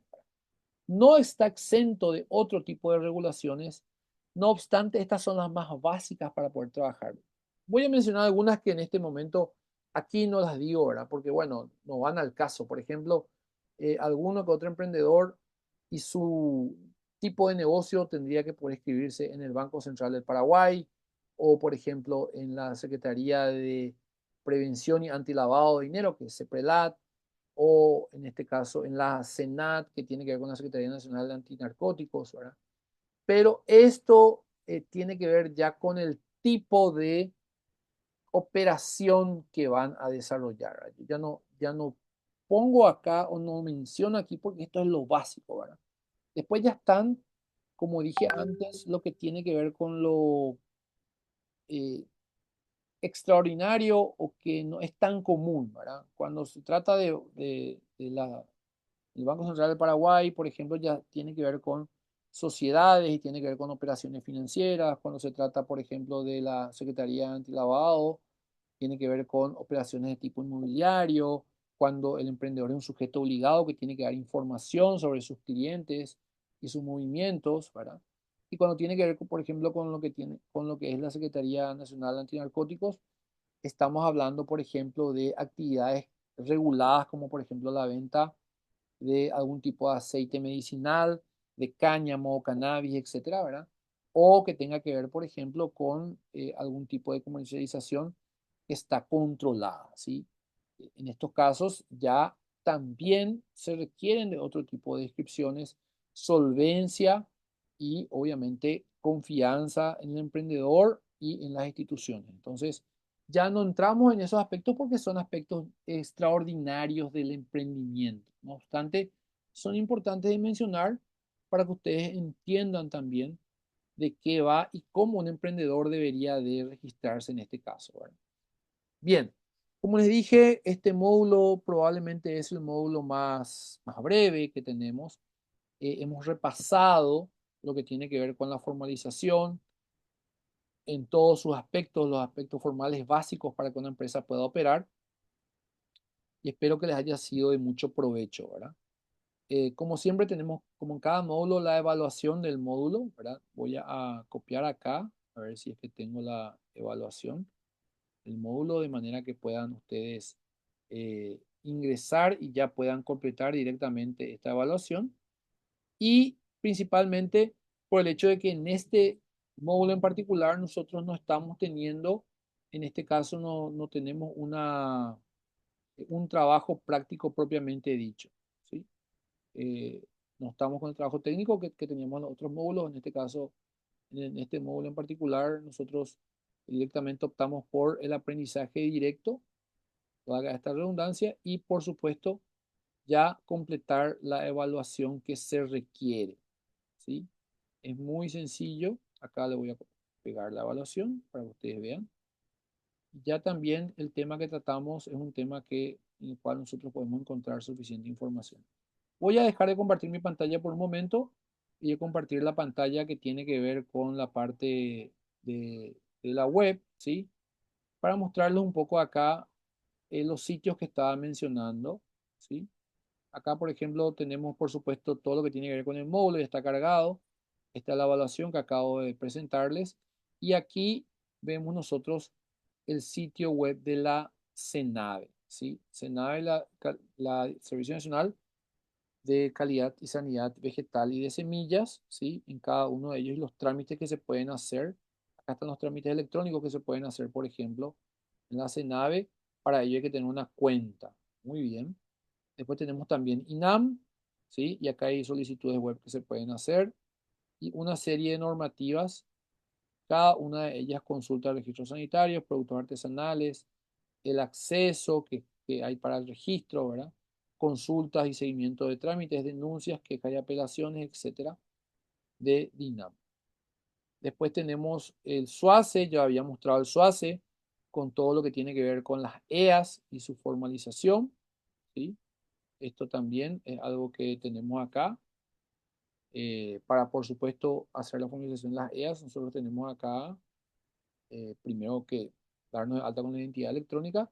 Y acá tenemos un área, un registro que justamente que tiene que ver con las mipymes.gov.pi. Esto es justamente el Ministerio de Industria y Comercio, la Dirección Nacional de Emprendedurismo y el Viceministerio de MIPYMES, ¿sí? Donde están las etapas para la formalización, justamente que son la base de este módulo, ¿sí? Cada una de ellas y cómo son las etapas sectoriales, ¿sí? Acá justamente están mencionando esto, los beneficios de la formalización y cuáles son las condiciones especiales para las MIPYMES, la guía rápida para los empresarios MIPYMES, la apertura de las EAS, ¿sí? La apertura de las EAS, donde puedo ir, por ejemplo, a eas.mic.gov.pi. Ahí puedo ver, justamente me va diciendo cuáles son los pasos a seguir. El primero es la identidad electrónica y acá hay un chat justamente para que me puedan ayudar los colegas del MIC. Entonces acá tenemos una serie de pasos justamente y acá tenemos el registro público de las EAS. Y en el siguiente enlace, como dice acá, podemos ver el listado ya de las EAS que fueron constituidas. Voy a ir directamente a este listado y acá tenemos las EAS constituidas hasta el momento, ¿sí? Esta ley es la ley justamente que es la, no es la ley, sí, es la ley de EAS justamente. Y acá puedo ir buscando yo. Fíjense, inclusive el día, esta es la última EAS que se formalizó, Loma Transportadora Paraguay EAS. Y acá están los datos que yo puedo buscar de cada una de ellas de manera a no repetir, por ejemplo, el nombre, etcétera, e inclusive el nombre de los socios. Es muy interesante, esto se puede buscar, repito, en eas.mic.gov.py, ¿sí? Y acá están cada una de ellas. Hoy hay 12.844 registros de EAS, que es muy probable que sean 12.000 EAS, obviamente, ¿verdad? Fíjense, inclusive está la fecha y la hora en la cual se constituyeron cada una de ellas.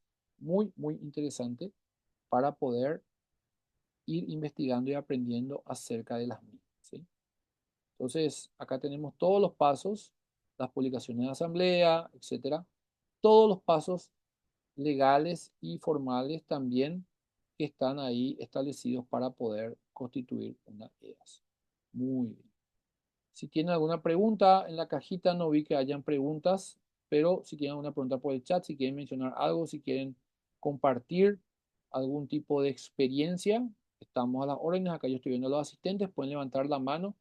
Con muchísimo gusto les voy a ceder la palabra para escucharles, más no sea para que ustedes puedan comentar acerca principalmente del módulo y si están conformes con esto que nosotros venimos entregando día a día, ¿verdad? De manera a que podamos saber un poco también sus sensaciones, etcétera, ¿verdad?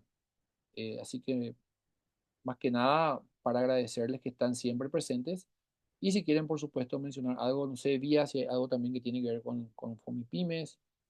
Ángel se fue, pero bueno, está Francisco allí, ¿verdad? Como parte del grupo de INAEN, recordándoles a todos de que el grupo está, ¿cómo se dice esto? Está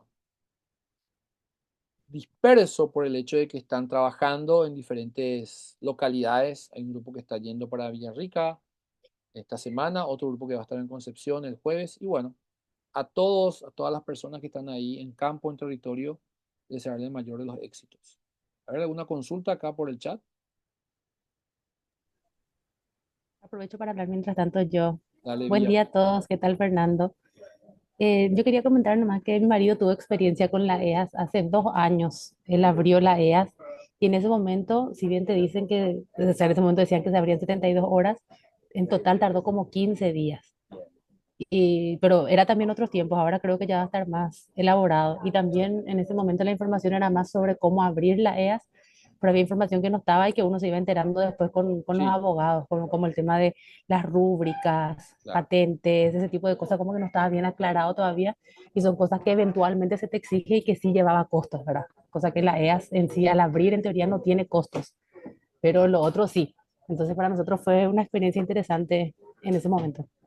Sí, te agradezco, Vía, por el complemento de la información, porque eso es muy importante.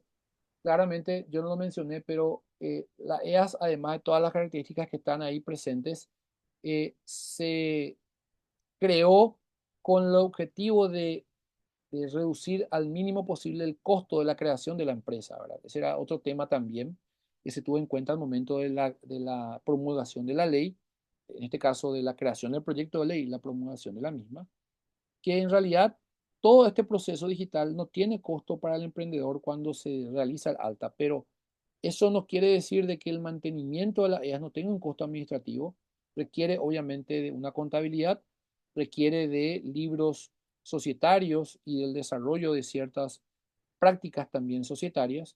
Entonces, esto obliga a que el emprendedor deba también mantener esa figura jurídica en el tiempo por medio de costos administrativos. Sí es como está diciendo. Dice Karen, mirando, todo es sencillo, se complica un poquito llevar a la práctica, pero es cuestión de ir probando con paciencia. Debemos estar atentos para un asesoramiento oportuno y eficiente, transmitir y ofrecer seguridad a los servicios ofrecidos. Claro. Eh, Gracias, Karen, por tu opinión. Una vez más repito, el objetivo de este tipo de cursos no es el de profundizar a detalles cada una de las figuras jurídicas, sino dar un pantallazo de las cosas que nosotros como técnico tenemos que saber e investigar y manejar, ¿sí? Es probable que si yo no soy un contador, es probable que si yo no soy un técnico especialista en la materia desde el punto de vista fiscal, yo no lo sepa, o sea, no tengo que saber todo, ¿sí? Esto también es importante que ustedes manejen. Yo no tengo como técnico que saber absolutamente todo y al detalle las cosas de cómo se hacen, pero sí debo tener el vínculo con aquellas personas o instituciones que sí saben y sí pueden ayudar a mi emprendedor. Eso es lo fundamental. Entonces, entendiendo cómo se hacen estas cosas, obteniendo este tipo de informaciones, yo puedo buscar las vinculaciones con las personas, con las instituciones que me pueden ayudar a mí a poder resolver los problemas de los emprendedores. Ese es el trabajo de un técnico de una INCUCAE. El trabajo de un técnico de una INCUCAE no es saber todo, es tener el número del que sabe cuándo se presenta la situación a resolver. Entonces allí es donde nosotros vamos dándole, y repito una vez más esta palabra, otorgándole valor a lo que hacemos desde nuestras instituciones de la INCUCAE, ¿sí?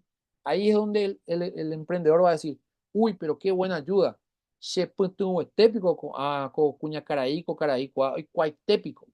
Porque entonces nosotros eh, le otorgamos a ellos ese valor y ya no tiene que ir a otro lado a recurrir. Por medio de la INCUCAE nosotros le canalizamos el servicio que debemos brindar, el servicio que ellos deben obtener.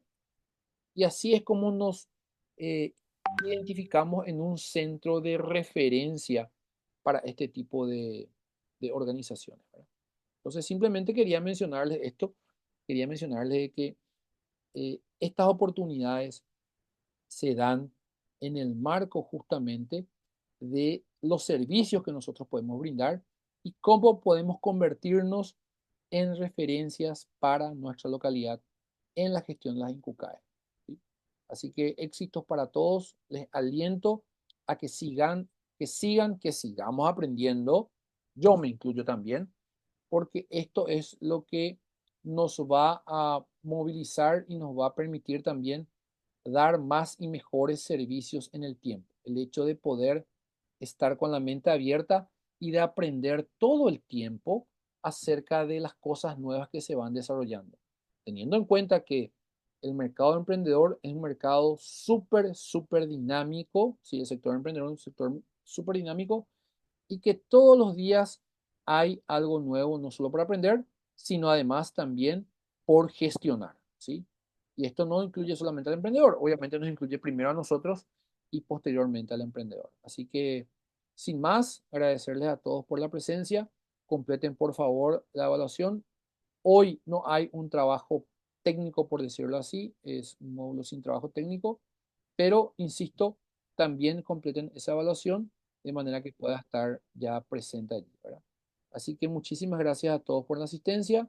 Espero que sigan bien, que se cuiden y seguramente vamos a estar compartiendo. Simplemente para adelantarle a los técnicos de la INCUCAE y para terminar con el día de hoy, de que voy a estar contactando con ustedes en privado por medio de WhatsApp para escribirles y hacer una agenda breve de una videollamada particular con cada uno de ustedes de no más de media hora, eso les prometo, de manera a conversar un poco y conocer el territorio, dónde actúan y cuáles son sus principales también barreras, motivaciones, intereses que tienen, de manera a ir mejorando esta herramienta, este curso, ¿sí? Así que muchísimas gracias a todos por estar presentes. Vía, ¿hay algo que agregar? Vía ya se retiró, así que bueno. Gracias a todos, chicos. Que sigan bien. Nos vemos en la próxima entrega, la última que vamos a tener este jueves que viene, ¿sí? Gracias, gracias, gracias.